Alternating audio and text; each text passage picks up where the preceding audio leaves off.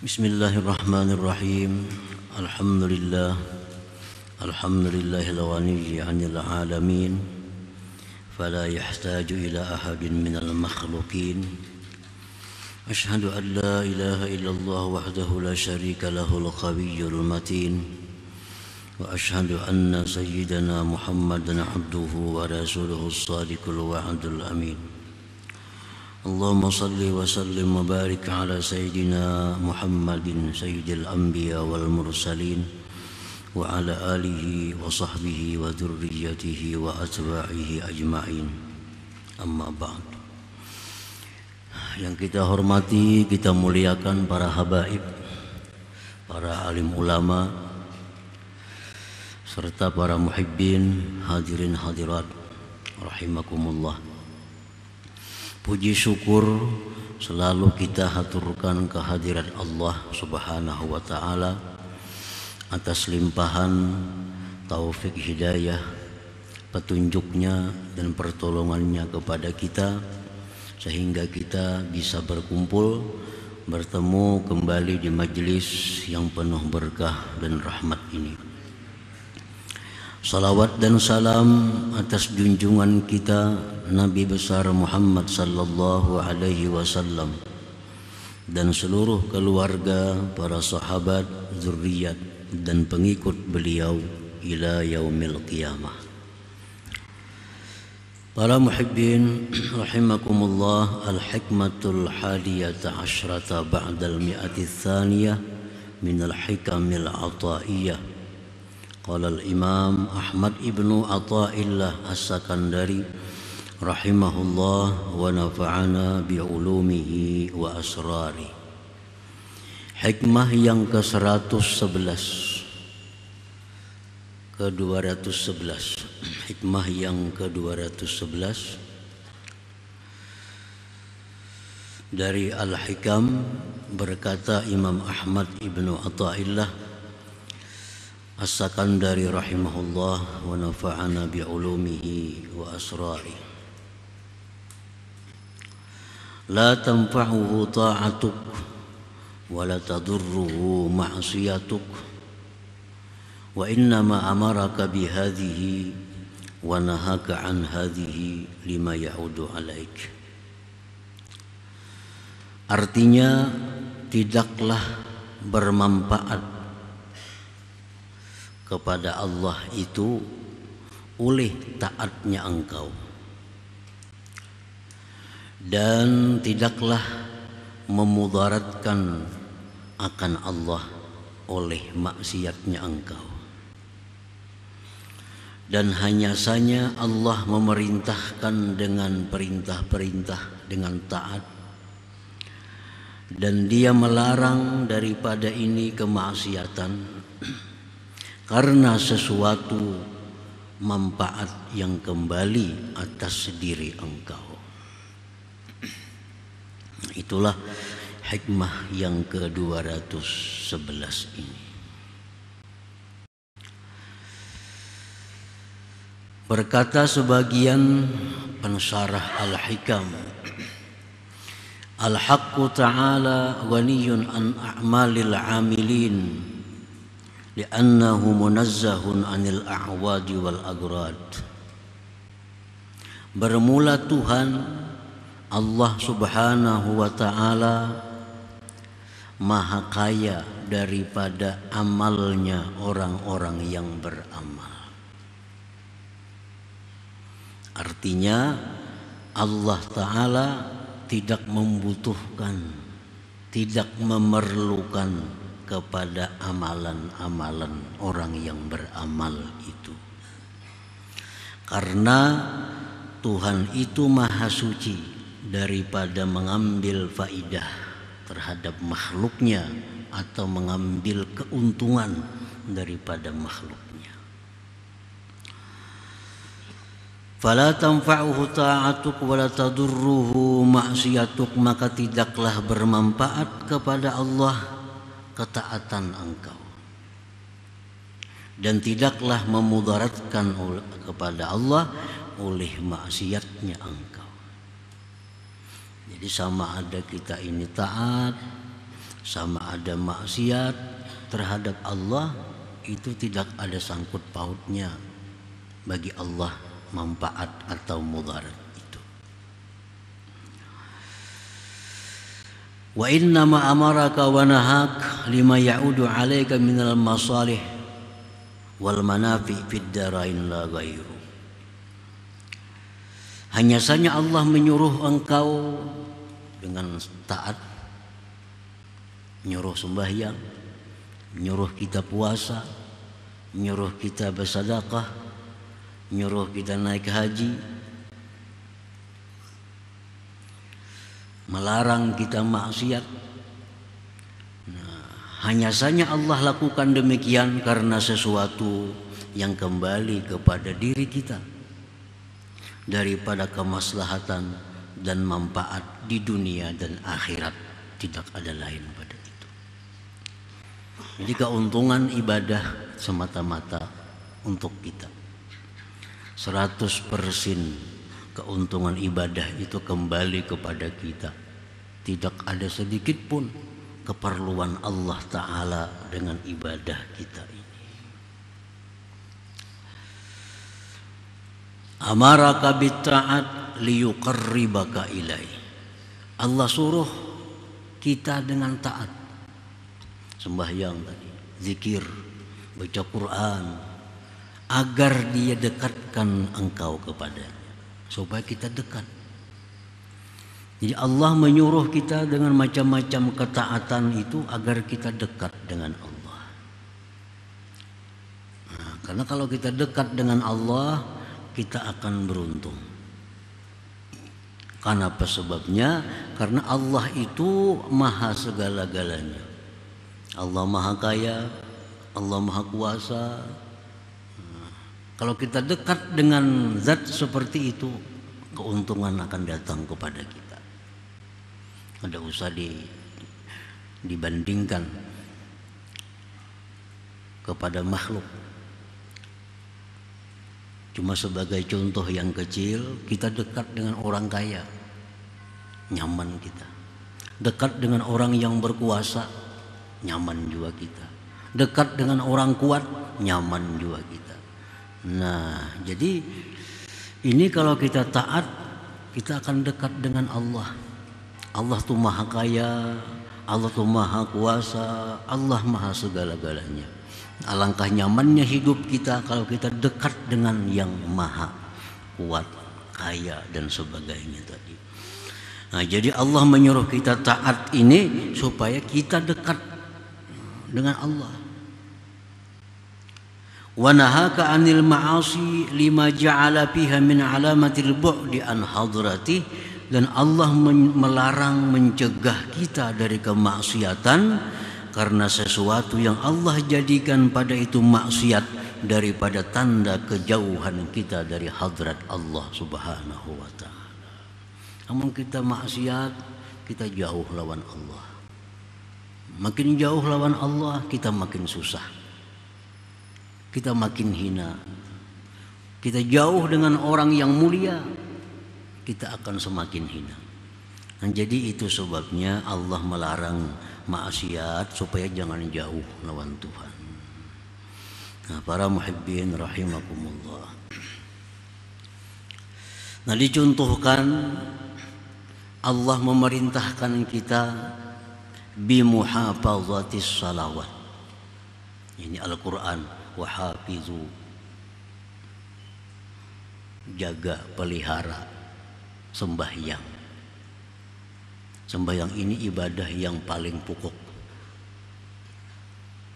Allah suruh kita memeliharanya. Jangan sampai ketinggalan, jangan sampai keluar dari waktunya. Itu arti menjaga. Wahafidhu 'ala shalawat.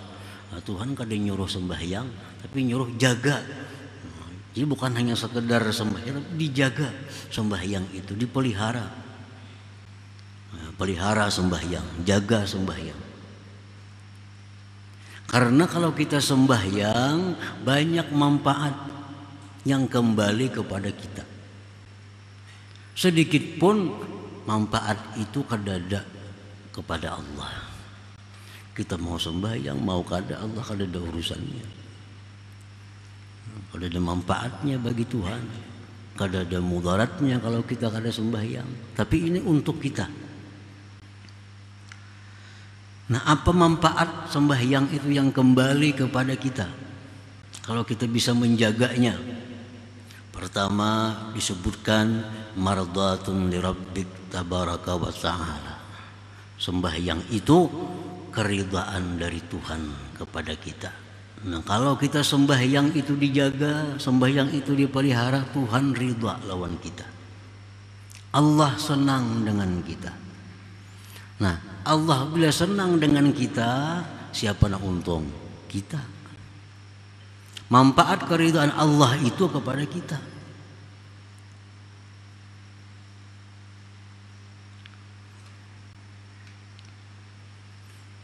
Mardatun lirabbi tabarak wa ta'ala. Orang yang menjaga sembahyang itu manfaat yang kembali kepada dirinya, keridhaan daripada Allah subhanahu wa ta'ala. Wa ijabatul doa. Nah, dikabulkan doa. Jadi kalau kita sembahyang ini menjaga, kita berdoa, dikabulkan Tuhan doa. Bila doa itu kabul, manfaatnya kepada siapa? Kepada kita juga. Nah, kepada kita nyaman mendoa kita kabul. Wa qabulul a'mal, diterima amal-amal ibadah kita. Kalau kita jaga sembahyang dengan baik, amal-amal ibadah lain itu diterima oleh Allah. Nah, kalau sembahyang ini kada kita jaga, maka amal-amal lain pun umpat juga. Orang kada menjaga sembahyang, puasa ditolak Tuhan puasanya. Orang ini kada menjaga sembahyang, penyedekah, sedekahnya ditolak oleh Allah. Orang ini kadang-kadang sembahyang, kadang-kadang kada. Naik haji, naik hajinya mardut, ditolak oleh Allah. Karena sembahyang ini sentralnya. Nah, manfaat itu kembali kepada orang yang sembahyang itu. Wa barakatun fir rizqi, berkah rezeki. Nah, orang yang penyembahyang ini, artinya penyembahyang itu artinya orang yang sembahyang tepat waktu. Itu rezekinya berkah. Rezeki berkah itu belum tentu banyak, sedikit tapi berkah, apalagi banyak berkah. Nah, rezeki yang berkah inilah yang membawa kepada taat terhadap Allah. Duit ini bila 10.000 tapi berkah, maka duit ini akan membawa kita kepada ibadah. Nah, bila ada duit di kantong kita, duitnya kada berkah, maka duit itu akan membawa kepada hal-hal yang tidak baik, membawa kepada hal-hal yang maksiat. Kalau duit yang kada berkah. Nah, orang yang sembahyang, orang yang menjaga sembahyang, manfaat yang didapatnya adalah antara lain berkah rezekinya. Nah, nukar bajunya untuk taat kepada Allah. Nukar kendaraannya dibawanya taat kepada Allah. Apa yang ditukarnya berkah, sehingga selalu membawa kepada taat lawan Allah. Nah, ini berkah rezeki.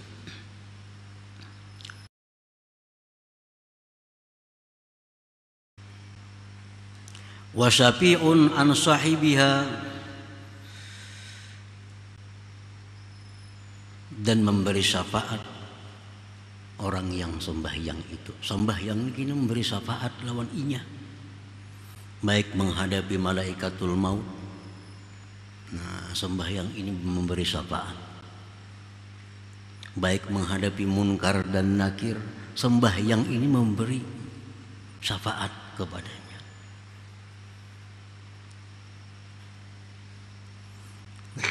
Salah satu contoh taat yang mana manfaatnya itu kembali kepada orang yang melakukannya itu. Nah, para muhibbin rahimakumullah, Wa nahaka an tarkis shalah, Allah melarang engkau daripada meninggalkan sembahyang. Kenapa? Kalau kita meninggalkan sembahyang itu kenapa sebabnya Allah melarang? Karena kalau kita meninggalkan sembahyang itu banyak kemudaratan yang kembali kepada kita. Banyak mudarat yang kembali kepada kita. Kalau untuk Allah kada ada mudaratnya kita kada sembahyang. Sedikit pun Allah kada terganggu dengan kita kada sembahyang. Tapi kita yang banyak dapat kemudaratan kalau kita meninggalkan sembahyang. Makanya Allah berulang-ulang, Rasulullah pun demikian, jangan tinggalkan sembahyang itu. Karena meninggalkan sembahyang itu adalah awal dari kehancuran iman, kehancuran Islam, kehancuran orang yang meninggalkannya itu. Nah, oleh karena itu dilarang, sangat dilarang meninggalkan sembahyang itu, karena ini pangkal kemudaratan yang akan datang pada dirinya. Li'annaha rab'ul barakah min kasbihi wa rizqih. Tuhan itu melarang kita jangan sekali-kali kada sembahyang. Karena bila kita kada sembahyang itu berkah ini diangkat. Berkah umur, berkah rezeki, berkah usaha diangkat oleh Allah. Maka bila berkah ini diangkat oleh Allah, kada ada kebaikannya lagi. Usaha kita kalau berkahnya diangkat, usaha itu kada akan baik lagi. Rezeki diangkat berkahnya, akan membawa kepada kejahatan-kejahatan. Nah, itu orang kada sembahyang itu ditariki Tuhan berkah-berkah itu. La yuqbalu minhu sairul a'mal, tidak diterima daripadanya sekalian amal. Pemuasa orangnya tapi sembahyang banu kada. Kada diterima Tuhan puasanya itu. Orangnya penyedekah, bakal sedekah nomor 1, tapi kada penyembahyang, sedekahnya kada diterima oleh Allah. La yuqbalu minhu sairul a'mal.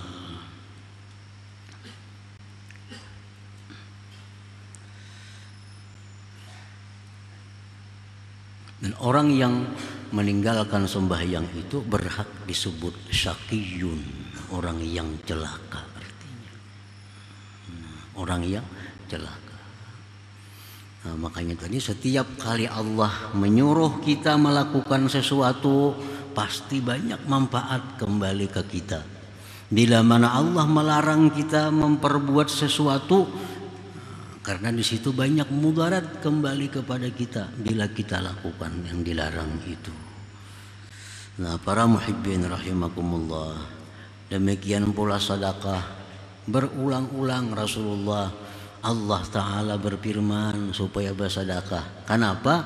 Karena Allah mengetahui manfaat sedekah itu sangat banyak bagi orang yang bersedekah itu. Tathhirul mal, mensucikan harta. Harta kita nih 1 juta habis duit. Nah, kita sedekahkan sebagian, sisanya ini jadi bersih. Jadi bersih. Artinya harta ini ada waktu mendapatkannya itu dengan jalan-jalan yang kurang baik. Amun harta haram kadang-kala dibersihkan dengan sedekah. Ini harta-harta halal juga cuma kurang bagus. Nah, harta halal juga cuma didapatnya dengan jalan bersumpah umpamanya. Nah, itu kurang bagus. Ini supaya barangnya ini laku bersumpah-sumpah. Nah, itu merusak barang, merusak rezeki itu. Nah, dengan disedekahkan maka itu jadi bersih.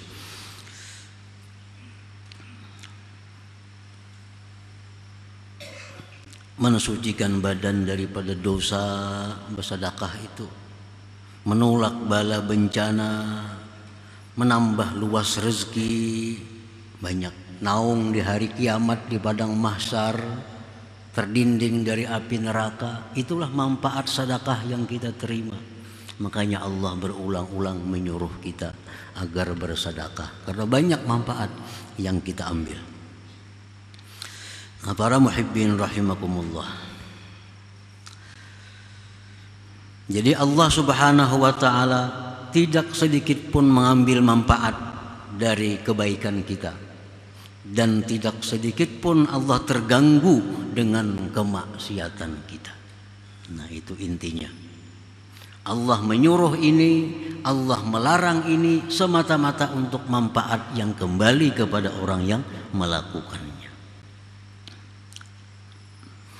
ثم قال الإمام في الحكمة الثانية عشرة بعد المئة الثانية. Kemudian hikmah selanjutnya yang berkaitan dengan itu yang ke-212. La yazidu fi izzihi iqbalu man aqbala alaih wa la yanqusu min qadrihi idbaru man adbara anhu. Tidaklah bertambah kemuliaan Allah oleh menghadapnya orang yang berhadap atasnya, dan tidaklah berkurang daripada kadarnya oleh membelakanginya orang yang membelakangi daripadanya. Nah, artinya bahwa kalau kita ini taat kepada Allah, itu kadang menambah kemuliaan Allah, kadang menambah kuatnya Allah, kadang menambah keagungan Allah. Karena Allah itu maha agung azali, Allah itu maha kuat azali. Kadim artinya sesuatu yang kadim itu kadang akan bisa diperkuat atau dirusak oleh yang baru ini. Tidaklah menambah kemuliaan Allah taatnya orang yang taat, dan tidaklah mengurangi kemuliaan Allah orang yang maksiat. Nah, oleh karena itu kita jangan sekali-kali merasa berjasa kepada Allah dengan sebuah ketaatan yang kita lakukan itu. Rasa berjasa lawan Tuhan. Dikira Tuhan bila kita taat naik, padahal kada. Lain manusia. Kalau kita hormati makin naik, kita hormati makin naik lagi. Nah, itu biasa manusia lawan kita, karena kita yang menaikkan. Kalau Allah ini sudah naik berdahulu. Nah, jadi taatnya kita kadang akan menambah sedikit pun kemuliaan Allah. Nah, maksiat kita ini pun sedikit pun kadang akan mengurangi kemuliaan Allah Subhanahu wa ta'ala.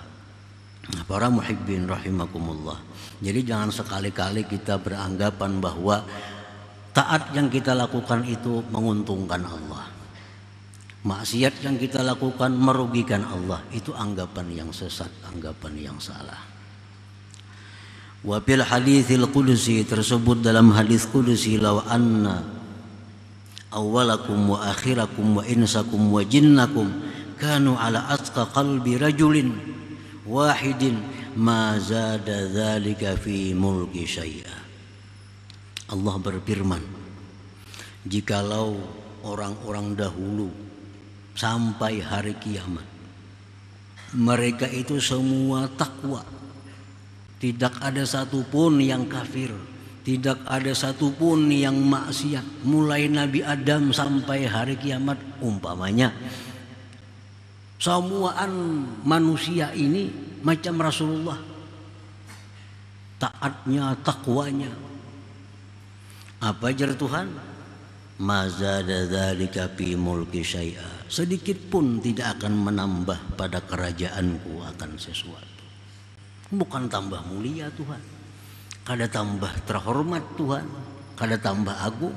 Walaupun sealamanan ini orang semuaan menyembah kepada Allah, taat kepada Allah, kada akan menambah mulianya Allah.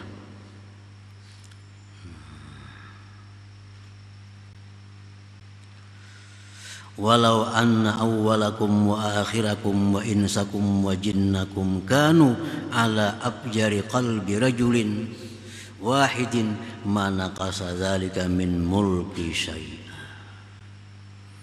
Kemudian lagi ujar Tuhan, andai kata mulai Nabi Adam sampai hari kiamat, baik manusia ataupun jin, semuaan itu maksiat kepada Allah, macam Fir'aun.